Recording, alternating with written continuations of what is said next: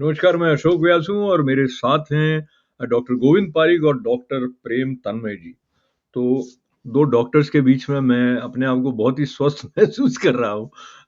कई बार स्वास्थ्य की दृष्टि से कई बातों का ध्यान रखना होता है और जब हम राष्ट्रीय स्तर पर बात करते हैं प्रेम जी, तो जो हमारे संविधान में प्रावधान है संशोधनों के, उनका भी अपना महत्व है। तो अभी हम विशेष करके वक्फ अमेंडमेंट बिल के बारे में चर्चा करने वाले हैं। प्रारंभ करने से पहले गोविंद जी, मैं चाहता हूँ कि जो संविधान में अमेंडमेंट्स किए जाते हैं, उनको आप किस तरह से देखते हैं? वो समय की माँग होती है, वो कोई राजनीतिक दबाव होता है, और फिर हम of course Waqf amendment bill के पास जाने से पहले मोटा-मोटी ये अमेंडमेंट्स का जो प्रावधान है, उसके बारे में आप बताइए कुछ गोविंद जी। नमस्कार अशोक जी, आपको और सभी दर्शकों को मेरी तरफ से नमस्कार। महत्वपूर्ण सवाल आपने किया है कि संविधान संशोधन के संबंध में। संविधान संशोधन की स्थितियाँ ये है कि जब संविधान लागू हुआ 26 जनवरी 1950 को, तो हम ये देखते हैं कि उस समय की तत्कालीन परिस्थितियाँ क्या थी। भारत आज़ाद हुआ था शताब्दियों की गुलामी के बाद। हमारी जो उस समय की आवश्यकताएँ थी, उस समय की जो रिक्वायरमेंट्स थी और आज 75 साल बाद आज़ादी के, इन 75 सालों में हमने अपने अनुभव से बहुत सारी चीज़ें सीखी है। हमारे देश ने बहुत सारे मामलों में बहुत ज़बरदस्त प्रगति की है। हमारे समाज में व्यापक परिवर्तन हुए हैं, शिक्षा के क्षेत्र में, स्वास्थ्य के क्षेत्र में। तो वो कुल मिला के समग्र रूप से जीवन स्तर में बहुत ज़्यादा अंतर और परिवर्तन हुए हैं। और इन अंतर और परिवर्तनों के आधार पर संविधान में भी उस समय की परिस्थितियाँ जो थी उसके अनुरूप उन्होंने अपना कार्य करके हमें सौंपा। लेकिन अब आज के दौर में आज की ज़रूरतों को देखते हुए, उस समय भारत और पाकिस्तान का विभाजन हुआ था। सांप्रदायिक विद्वेष की आग में पूरा देश जल रहा था। उसको शांत करने के लिए अपनी उस समय की आवश्यकताएँ कुछ और थी। उस समय सभी समाजों को एक साथ विकसित करने का कुछ और लक्ष्य था।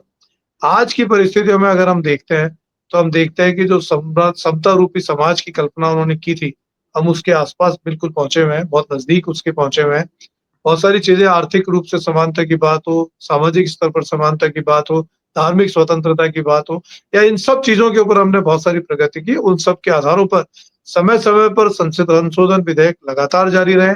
संशोधन तत्काल शुरू हो गए थे और तब से लेकर आज तक नियमित रूप से जारी है। और एक और बात रहती है कि जब किसी जो सरकार केंद्र में बनती है, वो पूरे देश का जनमत लेकर के बनती है। तो उस देश के जनमत के आधार पर जो सरकार ने अपनी घोषणाएँ की थी अपने चुनावी घोषणा पत्र में, उनको लागू करने के लिए भी जहाँ कभी आवश्यकता होती है, संविधान में संशोधन विधेयक लाते हैं और वो पारित भी होते जी, बहुत धन्यवाद है गोविंद जी। और प्रेम जी, ये बहुत महत्वपूर्ण बिंदु है जहाँ पर गोविंद जी ने बात छोड़ी है। जो जनमत है, उसको जो वादे करके सरकार आई होती है, इसका मतलब कहीं न कहीं समय की माँग को पहचानने के साथ-साथ में जो भी राजनीतिक दल शासन कर रहा है, उसकी अपनी जो एक राजनीतिक विचारधारा है, उसकी राष्ट्र के विकास के संबंध में जो धारणा या जो पद्धति अपनाने की घोषणा है, वो भी उसमें काम करती है। पर इसमें जो गोविंद जी ने भी उल्लेख किया, और ये संविधान की बात करते हुए भारत जिस तरह से स्वाधीन हुआ और किस तरह से भारत-पाकिस्तान में विभाजन हुआ धर्म के आधार पर, और भारत में सभी धर्मों का समावेश रहे और वो सब मिल-जुल कर रहे हैं। शायद उस बात को ध्यान में रखते हुए भी जो प्रारंभिक समय रहा और कुछ अमेंडमेंट्स इस प्रकार से आते रहे होंगे कि भई जिसमें कि मैं बहुत डिटेल में नहीं जाता प्रेम जी, सिर्फ़ ये उल्लेख करते हुए कि जो वर्शिप एक्ट वगैरह रहा कि भई पूर्ववत स्थिति बनाए रखने के लिए अदालत में भी नहीं जा सकेंगे, उस पे भी अभी आने वाले समय में चर्चा होने वाली है। तो आपको मैं विशेष रूप से इस पर विचार अपने व्यक्त करने का निवेदन कर रहा हूँ कि जिस आधार पर भारत और पाकिस्तान का विभाजन हुआ था, क्या वो अभी तक कहीं न कहीं भारत की पहचान के साथ में संविधान के अंदर जो अ, अमेंडमेंट्स होते हैं, उसमें उ उस उसकी उसका मैं ये कहूँ कि उसकी छाया आप देखते हैं क्या प्रेम जी? देखिए अशोक जी, संशोधन के संदर्भ में और धर्म के आधार पर, बंटवारे के आधार पर देश का विभाजन और उसके बाद में संविधान में कुछ परिवर्तन करना और उनको लागू करना। तो आपने देखा होगा कि सबसे पहले तो भारत का बँटवारा होना ही एक बहुत बड़ा जो है वो एक झटका था भारत के लिए और बहुत मुश्किलों से इस बात को स्वीकार करना पड़ा और मैं तो यहाँ तक कहता हूँ कि बहुत सारे लोग अब तक भी इस बँटवारे को स्वीकार नहीं कर पाए हैं। कहीं न कहीं भीतर उनके अभी भी वो टीस बाकी है और एक अलग तरह का जुनून भी। अगर पाकिस्तान से कोई यहाँ आएगा या यहाँ का कोई पाकिस्तान जाएगा तो वो अपना-अपना ढूँढने लगेंगे कि कौन कहाँ कहाँ था, कौन क्या था, कौन कैसे था। तो कहीं न कहीं अभी तक मानसिक रूप से हमने उस बँटवारे को स्वीकार किया नहीं है। उसकी वजह से हमेशा हम एक-दूसरे को जो है ब्लेम करते रहते हैं, असंतुष्ट रहते हैं, किसी न किसी बात पर कोई न कोई हमारी जो विवाद चलता ही रहता है। और इन विवादों के आधार पर ही आप देखिए जब बँटवारा हुआ, आप अगर उन संदर्भों को देखें बँटवारे के, तो उस समय क्या जनमत करवाया गया था कि बँटवारा कर लें क्या? और बँटवारा करने का जनमत करवाया गया था तो किनसे करवाया गया था? और जिनसे करवाया गया था क्या उन्होंने बँटवारे के बाद में यहाँ से गए? अगर हम उन संदर्भों को देखें, आपको पता है कि जिन्ना ने एक स्टेटमेंट दिया था कि हम भारत में असुरक्षित हैं। हमें वो सब नहीं मिलेगा जिसकी हम उम्मीद करते हैं, इसलिए हमें एक अलग राष्ट्र मिलना चाहिए। ये माँग थी उनकी और आज वही माँग निरंतर जारी है कि हमें वो नहीं मिल रहा है जो हमें चाहिए। हमारे ऊपर अत्याचार हो रहे हैं और इनके और एक देखिए सरकारें जब-जब भी आती है, सरकार कोई न कोई संशोधन लेकर के आती है और संशोधन यदि किसी के दबाव में लिया जाए, किसी को तुष्ट करने के लिए लिया जाए या किसी किसी को खुश करने के लिए किया जाए, वो संशोधन जनता की माँग नहीं है, वो संशोधन सरकार अपने वोट के लिए करती है। अगर ऐसा करती है, तो वो अन्याय करती है। प्रेम जी, आपकी बात के साथ बहुत दूर तक नहीं जाते हुए, अगर आपकी बात को एक ब्लैंकेट रूप में ले लिया जाए तो हर संशोधन के पीछे एक मानसिक वृत्ति है जो राजनीतिक दल विशेष के लाभ को लेकर प्रकट हुई है, ऐसा लगने लग जाएगा। ऑब्जेक्टिवली देखा जाए गोविंद जी, तो वक्फ को समझने की कोशिश करते हैं। इसके प्रावधान प्रारंभ में जो रहे होंगे, फिर बाद में इसके अधिकार कुछ बढ़ते गए, जो अभी जैसे आप अमित शाह जो गृह मंत्री महोदय बता रहे थे और जिस तरह की चर्चा संसद में इस अमेंडमेंट बिल के बारे में हुई थी, तो उसमें उल्लेख जो पहले अमेंडमेंट्स हुए थे उनके बारे में भी आया था। तो मोटा-मोटी यदि हमारे ऐसे कोई दर्शक जो इसके बारे में कुछ नहीं जानते हों, उनको आप क्या बता सकते हैं? क्या है ये वक्फ बिल और फिर ये अमेंडमेंट अभी वाला जो आया, इस तक हम चलेंगे। अशोक जी, हर धर्म का सिद्धांत कहीं न कहीं परोपकार से जुड़ा हुआ है।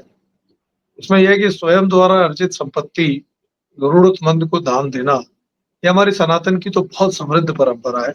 सनातन के साथ-साथ में अगर किसी भी धर्म की आप कल्पना करते हैं, हर धर्म में किसी न किसी स्वरूप में अपनी संपत्ति को दान करने की परंपरा रही है। जब हम इस्लाम की बात करते हैं, तो इस्लाम के पैगंबर ने जब मदीना में एक करीब एक उल्लेख है कि उन्होंने 600 खजूर के पेड़ लगाए एक बाग में और उस बाग को उन्होंने इस तरह से दान में दिया कि भई इससे उत्पन्न होने वाले खजूरों को ज़रूरतमंदों को सहायता में उसकी राशि का भुगतान किया जाएगा। कालांतर में ये परंपरा और नियमित रूप से इस्लाम में भी जारी रही। अगर भारत में इस्लाम के आगमन के साथ भी हम देखते हैं कि मोहम्मद गौरी ने जब आक्रमण किया और जब उसका भी एक उल्लेख मिलता है कि मुल्तान में उन्होंने एक मस्जिद बनाई और मस्जिद में अपने द्वारा जीते गए 2 गाँव उसके लिए वक़्फ़ कर दिए कि इस ज़मीन इन गाँवों से होने वाली सारी आय मस्जिद की देख-रेख पर खर्च की जाएगी। जैसे अपने यहाँ परंपरा है कि मंदिरों के लिए राजाओं ने बहुत सारी दान दिए, संपत्ति गाँव दिए और उनकी उनके लगान को वो मंदिर के विकास के ऊपर, मंदिर के दिनचर्या पर, मंदिर की ज़रूरतों पर खर्च किया जाएगा।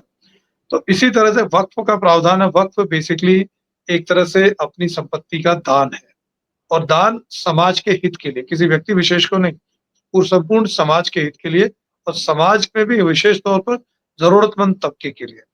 आज हम वक्फ की अगर वर्तमान परिवेश में देखते हैं तो वक्फ संपत्तियों में मस्जिदें हैं, कब्रिस्तान है, मदरसे हैं, इनके छात्रावास भी है, कई जगह इनकी फिर और साथ ही बहुत सारी चीजें बन गई।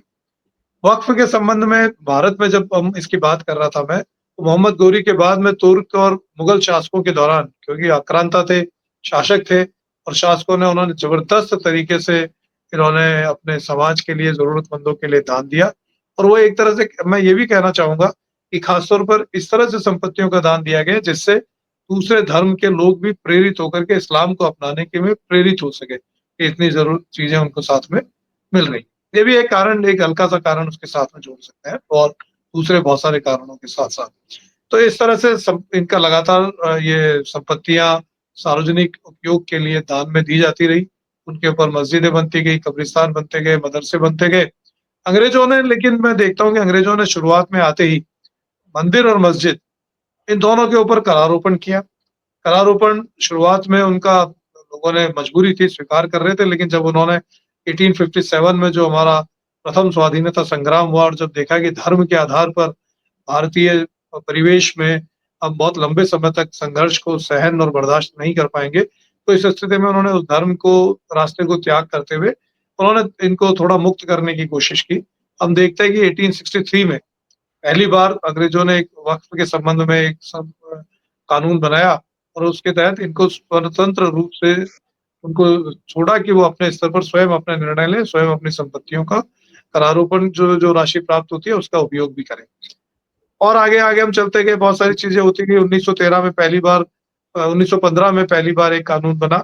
उस कानून के तहत ये चीजें रखी गई कि किस तरह से वक्फ की संपत्तियों की देखरेख होगी, मुतव्वली रहेंगे, मुतव्वली उसकी व्यवस्थाएं करेंगे, इंतजाम करेंगे।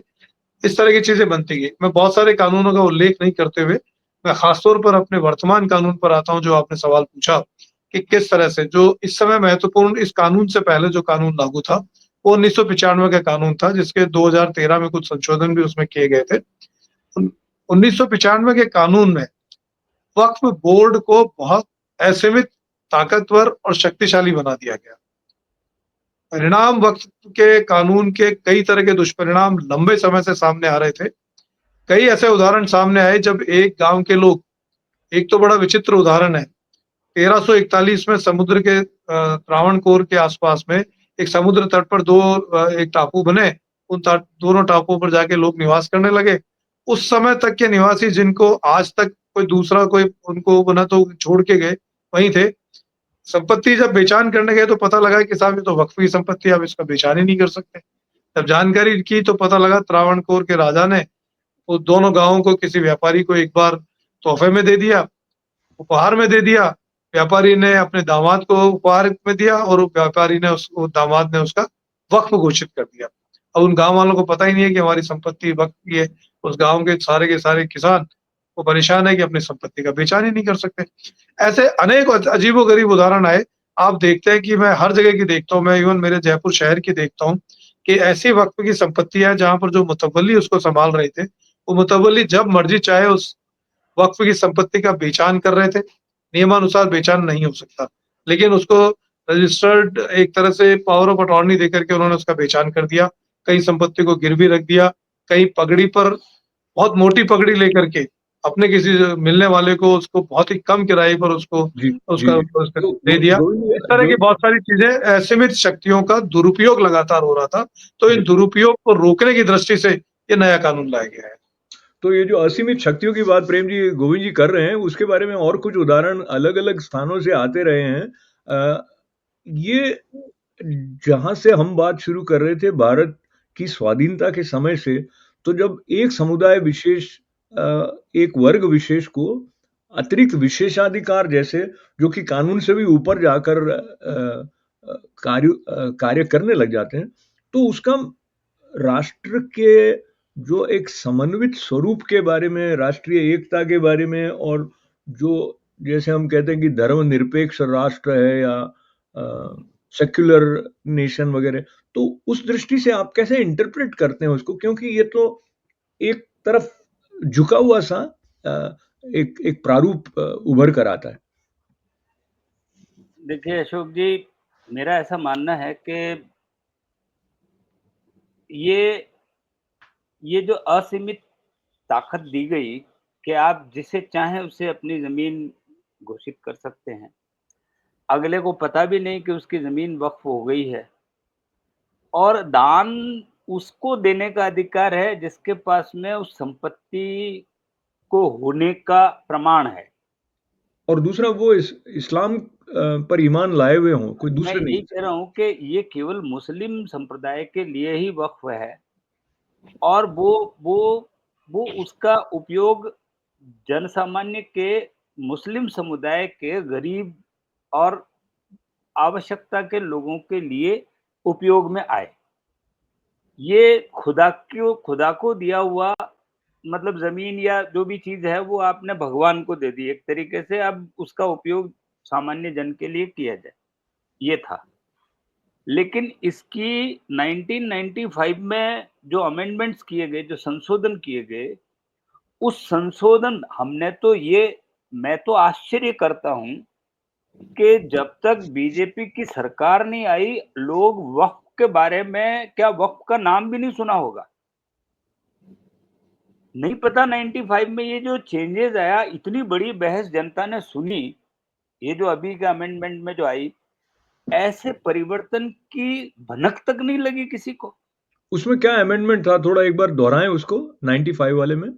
95 वाले में इन्होंने ये दे दिया कि एक तो कि जो ज़मीन एक तो इसके अंदर जिस ज़मीन को इन्होंने वक़्फ़ घोषित कर दी है, उसके ऊपर कोई मुकदमा नहीं, और उसकी कोई कोई सुनवाई नहीं सुनवाई होगी। नहीं और असीमित इन्होंने उस ज़मीन और एक ये कि जो इसके पारंपरिक रूप से अगर कुछ समय भी उपयोग कर रहा हो, तो ये उसको कह देते हैं कि ये वक़्फ़ की ज़मीन है।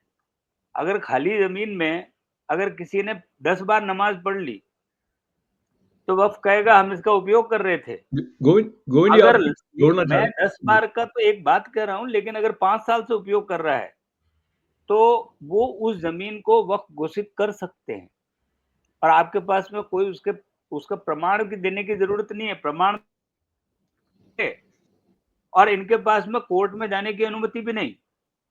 हुँ। और इस चक्कर के अंदर आप देखिए वक़्फ़ के पास में संपत्ति 8,72,804 तो अचल संपत्तियाँ और 9.4 लाख एकड़ ज़मीन। इतनी संपत्तियाँ इन्होंने बना ली अपने पास में और आप देखिए बँटवारा तो लिया ही लिया, इसके अलावा भारत की इतनी बड़ी ज़मीन को इन्होंने अपने अपने हिस्से कर तो गोविंद जी ऐसा है कि जिस तरह जब मिल-जुल कर रहना है तो भई सबका सम्मान करना है वगैरह, तो ये अभी जो अमेंडमेंट बिल लाया गया, इसके बारे में जिनका जैसा राजनीतिक स्टैंड है, उन्होंने अकॉर्डिंगली अपनी बातें कही हैं। पर मोटा-मोटी आप थोड़ा-सा स्पष्ट करें कि अभी जो अमेंडमेंट बिल लाया गया है, इसमें क्या मुख्य प्रावधान है और उसमें आप दोनों उनको अपने तौर पर कहाँ ठीक समझते हैं, कहाँ समझते हैं कि और कुछ करने की आवश्यकता थी? अशोक जी, जो आपने पहले सवाल पूछा था कि 1995 के वक्फ बोर्ड एक्ट में क्या था ऐसा कि जिसके कारण उसकी कुछ कमियां थी, जिनको इस नए परिवर्तन में संविधान संशोधन करके उन कमियों को दूर किया गया है। मैं सबसे बड़ा इसको यही मानता हूँ कि 1995 और उसके बाद 2013 के संशोधन 2013 के संशोधनों को भी साथ में जोड़ते हैं। इन दोनों को जोड़ करके अगर हम देखें, तो हम देखते हैं कि वक्फ बोर्ड को जो असीमित अधिकार थे, उसकी अगर व्याख्या करें, तो वक्फ बोर्ड में किसी ने भी आपकी अपील कर दी कि ये संपत्ति वक्फ की संपत्ति है। हुँ, वक्फ बोर्ड उसकी जाँच करेगा, वक्फ बोर्ड ही तो जाँच करेगा। वक्फ बोर्ड खुद ही अपनी तरफ से घोषित कर सकता है कि ये संपत्ति वक्फ है। कोई उसके हुँ, खिलाफ कह रहा है कि नहीं वक्फ नहीं है, तो उसकी जाँच वक्फ बोर्ड ही कर रहा था। वक्फ बोर्ड ही जाँच करने के बाद खुद ही फैसला दे रहा है। खुद की अपील, खुद की जाँच और खुद का ही फैसला और हुँ, हुँ, साथ में उस फैसले की वो चुनौती देना संभव नहीं था। हाई कोर्ट में बहुत मुश्किल से उसको चुनौती दी जाती थी, जो सामान्यतः आम व्यक्ति के लिए संभव नहीं था। तो इस स्थिति में वक्फ बोर्ड, सेंट्रल वक्फ बोर्ड और स्टेट वक्फ बोर्ड, दो तरह के बोर्ड है, एक तो सेंट्रल में देश भर के लिए एक साथ, लेकिन स्टेट वक्फ बोर्ड वो इतने सशक्त बन गए। और दूसरी चीज क्या थी कि वक्फ बोर्ड में जो अपॉइंटमेंट्स थे सारे, वो सारे पॉलिटिकल अपॉइंटमेंट्स है। उन पॉलिटिकल अपॉइंटमेंट्स में से जो अपने जितना भी किसी का अगर हम तुष्टिकरण करने की दृष्टि से कह सकते हैं, तो उन्हीं लोगों को नियुक्त किया जाता था। तो वो ही तुष्टिकरण से लाभान्वित लोग उसके मेंबर हैं। वो मेंबर ही अपील कर रहे हैं, वो मेंबर ही जांच कर रहे हैं, वो मेंबर ही उसका फैसला कर रहे हैं और अपने पक्ष में फैसला कर रहे हैं। और इसी का परिणाम हुआ कि 9,48,000 एकड़ से ज्यादा जमीन वक्फ बोर्ड के साथ एकत्रित हो गई। अब जो नया संशोधन लाया गया है, सबसे महत्वपूर्ण तथ्य उसमें इसी बात का है कि उसमें जो वक्फ बोर्ड होगा, उस वक्फ बोर्ड में जो एक पूर्व या वर्तमान न्यायाधीश होंगे, वो उसके कार्यकारी होंगे। साथ में पूर्व या वर्तमान संयुक्त सचिव स्तर का अधिकारी उस बोर्ड में शामिल होगा। इस तरह से एक न्यायिक सदस्य और एक प्रशासनिक सदस्य, जब ये दो सदस्य उस वक्फ बोर्ड में होंगे, तो निश्चित रूप से वक्फ बोर्ड किसी तरह की एकतरफा कार्रवाई करने से बचा रहेगा। पहला सबसे महत्वपूर्ण परिवर्तन, जिसको मैं बहुत सार्थक और बहुत सही मानता हूँ। दूसरा परिवर्तन, पहले कोई भी व्यक्ति जिसने कल किसी भी धर्म में था, आज इस्लाम अपनाया, संपत्ति अपनी नहीं है, लेकिन मैंने घोषणा कर दी कि ये गांव वक्फ है, तो वो सारी चीज उसी हिसाब से जांच हो गई। अब यह वक्फ की घोषणा व्यक्ति तभी कर पाएगा जब वो लगातार 5 साल से इस्लाम धर्म का अनुयायी रहा हो, साथ में वो संपत्ति उसकी स्वयं निजी संपत्ति हो, वो किसी और व्यक्ति की संपत्ति को दान में नहीं दे सकता। तीसरी चीज, एक और चीज थी कि एक व्यक्ति अपनी संपत्ति को अपने वारिसों को कई कारणों से, वो वारिसों को अवॉइड करते हुए वक्फ को दान कर लिया, और उसके बाद परिणाम हुआ कि वक्फ बोर्ड केवल मुकदमेबाजी का एक कोर्ट बन करके रह गया ट्रिब्यूनल में, और उन सब के मुकदमेबाजी उनके चलते रहे। तो उससे बचाव करने के लिए ये भी घोषणा की गई है कि एक व्यक्ति जब अपनी संपत्ति का अगर दान करेगा, तो अपने हिस्सा अपनी जो विधवा है उसकी, उसको अपने बच्चों को, वंशज अगर कोई है तो उनको देने के बाद शेष संपत्ति को ही दान कर पाएगा।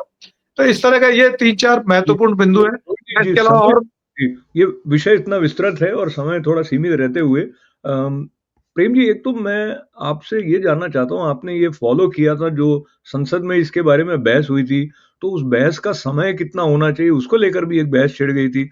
और कोई ऐसे खास वक्तव्य संसद में जिन नेताओं द्वारा इसके बारे में बातें कही गई, आपको ध्यान आते हो और आप उनको बाँटना चाहें प्रेम जी? देखिए, मैं इतनी लंबी बहस और इतनी खुल के बहस, आपने देखिए 12 घंटे तक बहस चली और सर्वाधिक लोगों ने इस बहस में हिस्सा लिया। हर हर व्यक्ति को अपनी बात कहने का पूरा मौका दिया गया और उसमें कुछ बातें ऐसी उठ कर के आई, जो वाक़ई हमें सोचने को विवश करती है।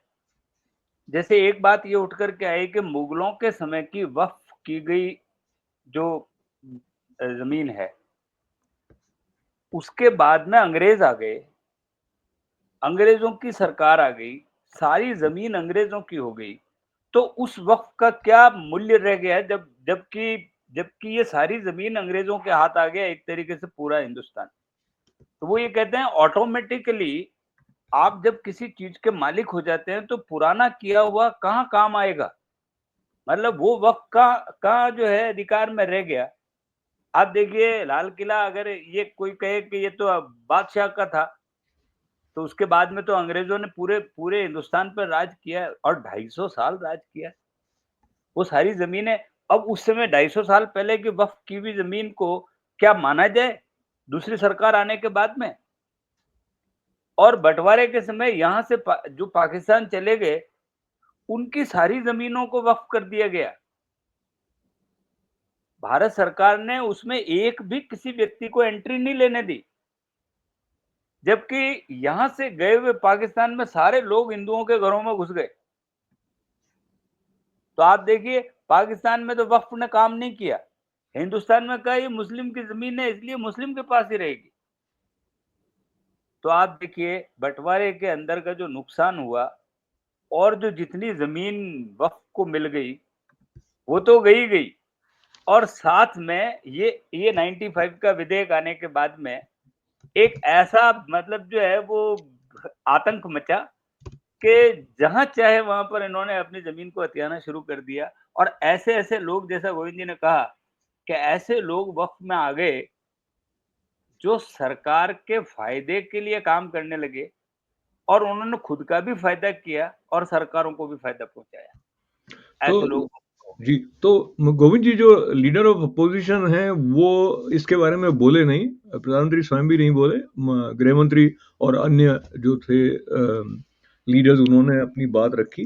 कुल मिला के जिस जगह पर हम हैं, वहाँ पर ये कानून बनने वाला है और कई लोग सोचते हैं कि ये जो असीमित अधिकार या जो कानून से ऊपर के अधिकार थे, उन पर अंकुश लगाया जाना बहुत आवश्यक था और जिस तरह से वक्फ बोर्ड काम कर रहे थे, कई लोगों का आरोप है कि वो बहुत भ्रष्ट तरीके से कार्य कर रहे थे, जैसा कि आपने जयपुर का अपना अनुभव भी बताया है।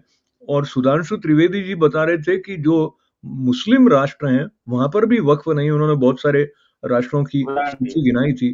तो अब जब हम इम्प्लीकेशंस की बात कर रहे हैं और जैसे एक नेता हैं ओवैसी, उन्होंने वो फाड़ दिया था और गांधी जी के साथ अपने को इक्वेट करके और कुछ बात कही थी जो, तो आपको क्या लगता है कि इसको लेके आने वाले समय में भारत में कोई विपक्ष की तरफ से कुछ आंदोलन की संभावना लगती है? हालाँकि फिलहाल तो कोर्ट में मामला ले जाया गया है। तो बहुत संक्षिप्त में आप दोनों आने वाले समय में इससे भारत में क्या बदलाव आप देखते हैं? पहले संक्षेप में गोविंद जी।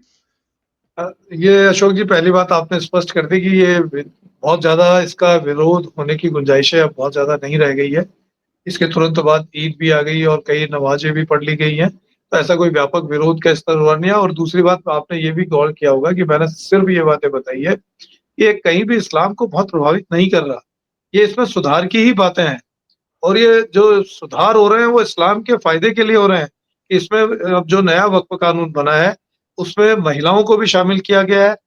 बोहरा समुदाय, पसमानदा समुदाय और उन सबको जिनका इसमें शिया और सुन्नी वो अलग-अलग वक़्त थे, लेकिन कई सारे समुदाय ऐसे थे मुस्लिम समुदाय जिनका इसमें पार्टिसिपेशन नहीं था, तो उनको भी इसमें पार्टिसिपेशन का मौका मिलेगा।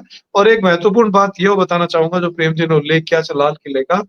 लाल किला ही नहीं बल्कि कई ऐसे सार्वजनिक स्थल हैं, जो वक़्फ के तथाकथित वक़्फ की ज़मीन पर थे तथाकथित वक़्फ की ज़मीन पर थे। इस संशोधन विधेयक के बाद सरकारी संपत्तियों पर यदि वो वक़्फ की थी तो भी उसके ऊपर सारे क्लेम स्वाभाविक तौर पर निरस्त हो गए। और अब जी। अगर कोई उसकी अपील करता है कि इसमें मुझे ये वक़्फ की ज़मीन है, तो जिला कलेक्टर उसका सर्वेक्षण करेंगे। पहले की तरह वक़्फ बोर्ड ही नहीं करेगा, वक़्फ ट्रिब्यूनल ही नहीं करेगा।